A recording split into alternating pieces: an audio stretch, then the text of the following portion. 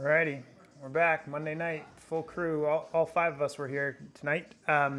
So on this night, we did the workout that Josh Bridges posted this past Sunday. So it was kind of a bodybuilding against the clock kind of workout. So it was an EMOM of 6 different movements, and the idea was just to do max reps on each movement.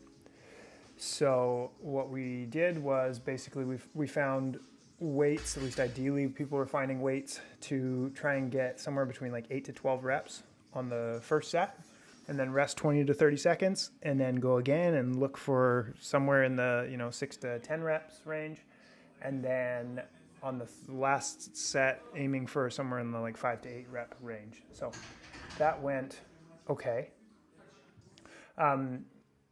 We had to use a lot of bands. This was a workout that Adam had a little fall there, but he was all right. Everything was fine. He was fine. He did get back up. This one went okay. I basically just mimicked the workout that Josh Bridges did, which ultimately was a little bit too much for, basically for who we had in the room. Like, we ended up needing to use a lot of bands and whatnot. But it worked out pretty good. It felt good. So we did some strict pressing.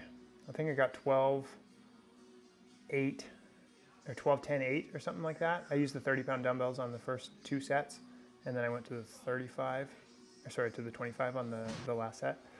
Initially I thought we would do L-sits, but just kind of having the feet close to, like, knees bent and feet close to the body. But pretty quickly we realized that we needed to do that banded. So I hadn't done a banded L-sit before, so this was actually kind of cool to work on that. So that's what we did there.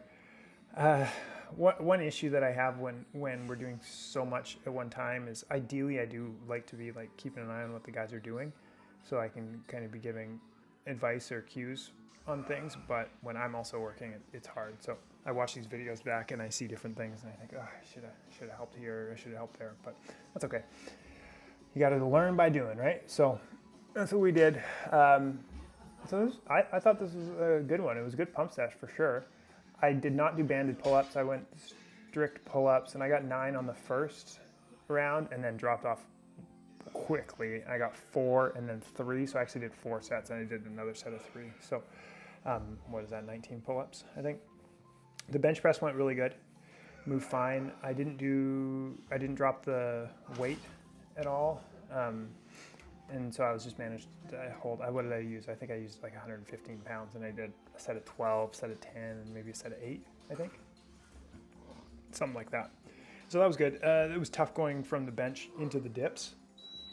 I think I got 9 or 10, or I can't remember how many reps I got on the dips on the first one. 9 or 10. 1, 2, 3. Doesn't look like I like it at all. 4, 5. Yeah, maybe 8 or 9. And then after that, it dropped off again. So I could have gone banded, but I just didn't want to go banded. What is up?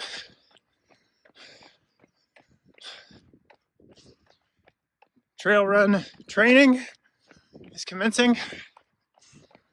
I went out to do a 3K, sort of intentionally trying to hold a 6-minute kilometer rather than sort of the default of going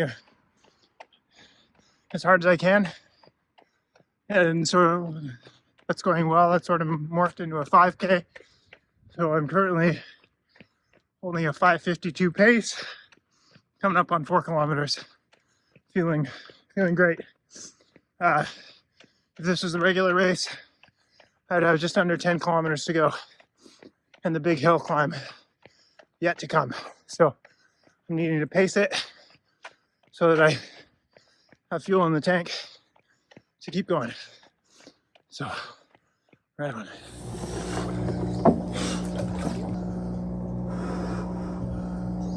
Okay, so that was a good run.